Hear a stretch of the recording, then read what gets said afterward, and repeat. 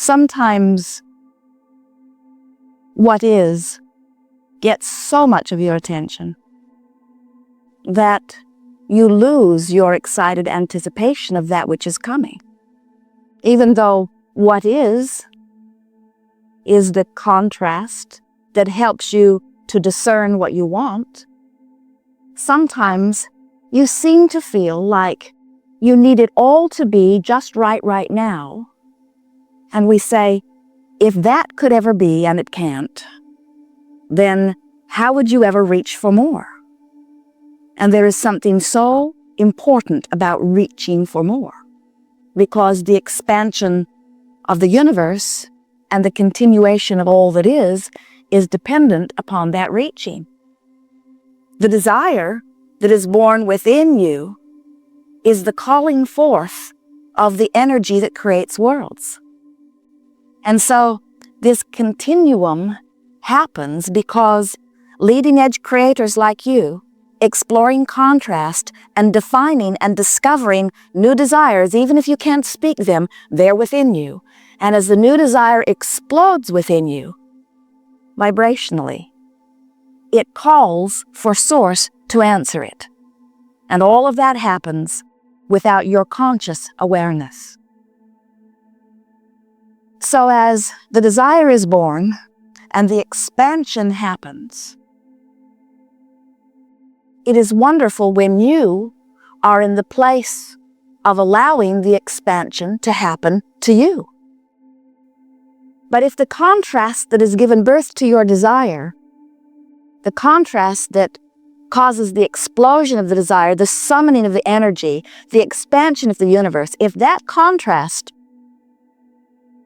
is affecting you in a way where you are unhappy with where you stand, complaining about where you are, hoping that it will get better, but more aware of what is than anticipating what is coming, then you hold yourself, without even knowing it, vibrationally apart from the very thing you're asking for.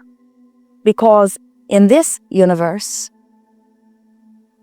law of attraction is the manager.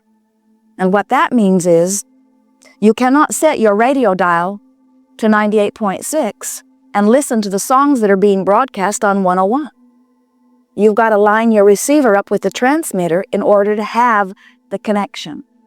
And you have to line your day-to-day vibration, which many call belief. We call it your vibrational vantage point. We call it your point of awareness. We call it whatever you are giving your attention to. You've got to line your personal receiving vibration up with the vibration of your own desire in order for that which you desire to be received by you. Not a hard thing to understand when you think in terms of the radio. Sometimes a little harder when you think in terms of your personal life experience, because you have forgotten, most of you, that you are vibrational beings. You've forgotten that you are energy beings. You think that you are the flesh, blood, and bone that you see.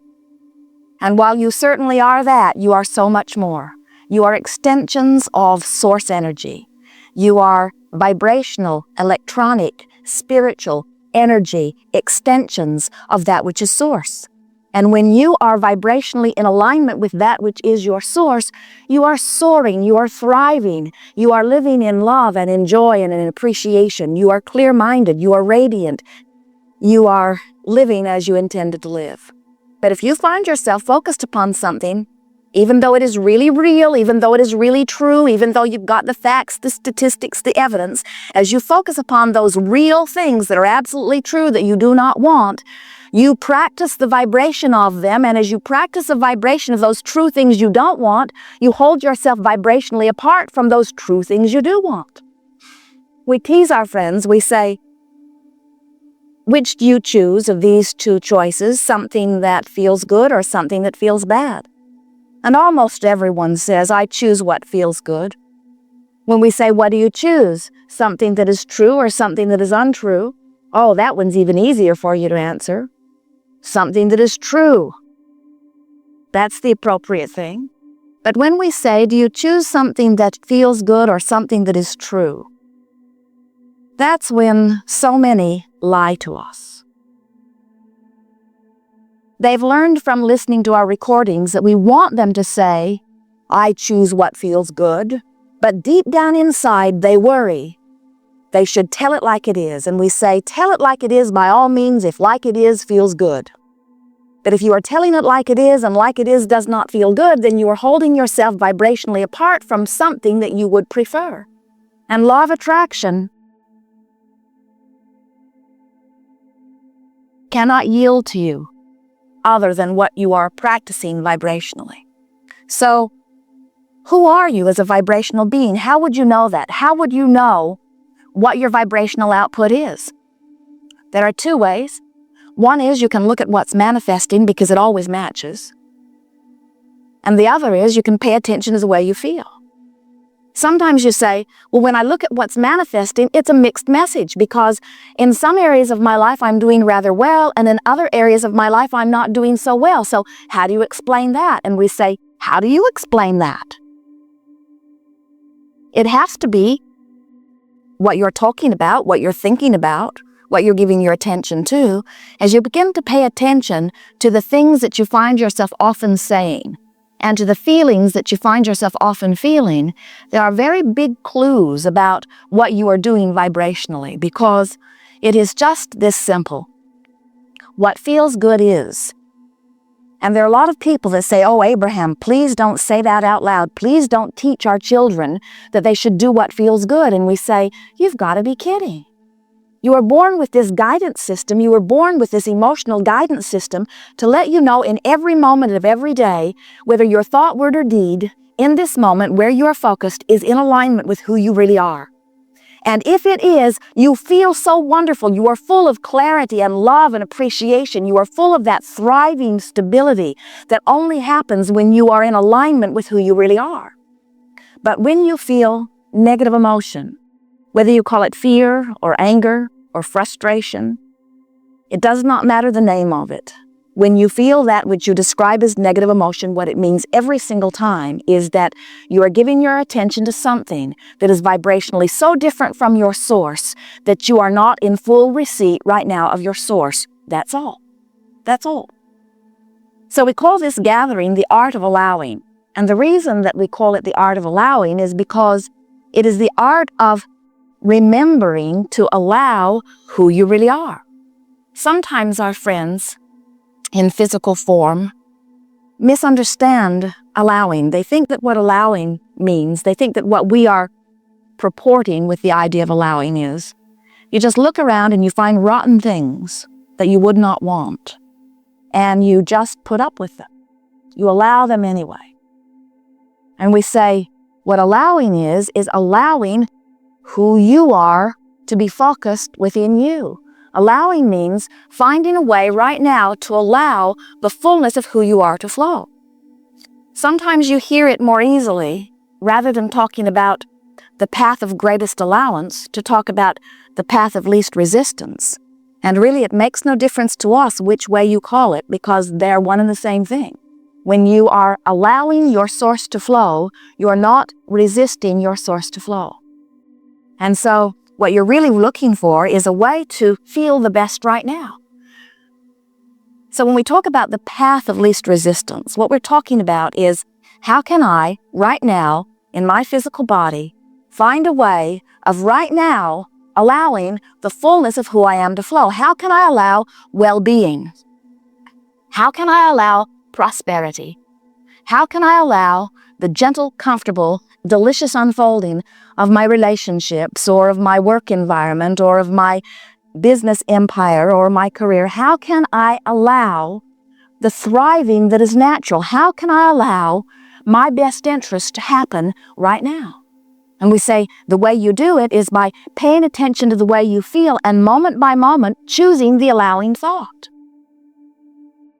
Sometimes you think that when we talk about the path of least resistance or the path of greatest allowance, that what we're talking about is, so here you stand at this turning point where you're either going to stay with this person or you're going to leave. And you say, I can't find the path of least resistance. I don't know what the path of least resistance is, because there are advantages to staying and there are advantages to going. And sometimes I want to stay and sometimes I want to go. How do I know which is the path of least resistance? And we say, You are misusing the concept, because we are not talking about choosing the path of least resistance in action, not right now anyway. We're talking about first choosing the path of least resistance relative to the idea or the thought and which feels best. So as you start playing the idea of, well, what is my path of least resistance? So you're standing, let's say you've just had an argument with someone that you care about. And you feel awful, and you know you are not in the place of allowing. You feel awful. You're smart enough to know you can't feel that bad and be allowing good. So you think, somebody should do something about that. And since the other one apparently isn't going to, I guess it's up to me, and we say always true. And then you say, what is my path of least resistance? So you say, that person should behave differently. And it doesn't make you feel better, it makes you feel worse. And then you say, we've had this discussion many, many times, and I don't know why it is so hard to get what I want relative to this. And we say, more resistance. And sometimes you find yourself, without even meaning to, sometimes it's deliberate, usually not, escalating what feels worse in order to justify where you stand. You feel defensive because things aren't going the way you want them to, and it feels like you should explain to somebody why things aren't going better. And so you get in this defensive mode where you deliberately make it worse in order to explain to somebody why you're so mad. Because every part of you knows, from every level of your being, that this raise in blood pressure, this discomfort in your body, this tension that's coming over you, this headache that is pounding, this fragmented mind that is happening to you, you know at all levels of your being that this is not who you are, and we understand a bit why you might want to escalate your justification for feeling that way in order to set everything right in the universe. But what we want you to begin to play with is, if you would, instead of deliberately escalating in order to defend your position, you would deliberately escalate what makes you feel better, then you could set aside all of that wild goose chasing that you do, because ultimately what you're reaching for is feeling better every time anyway. As we are moving forward here today, chewing with you about anything that is important to you, you will notice that it is our mission to assist you in finding the path of least resistance. We're going to help you look at things, sometimes even off the subject a little bit it might feel to you. We're going to do anything and everything that we can do to help you find a less resistant stance, because we know that that's all you need to do in order to have anything that you want relative to any subject. Because well-being wants you. That's the thing that seems to be all mixed up in so many of your minds.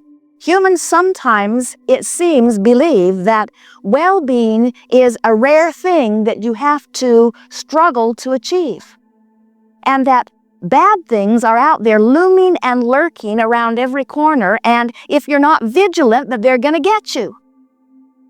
And we want you to understand that that is exactly backwards. Well-being is the order of your life. And if you're not doing that thing you do that keeps the well-being from coming in relative to different subjects, well-being is there and there and there and there and there and there and there, constantly unfolding, surprising and delighting, always there, because you have a huge staff of non-physical energies aware of you and assisting you in all that is important to you.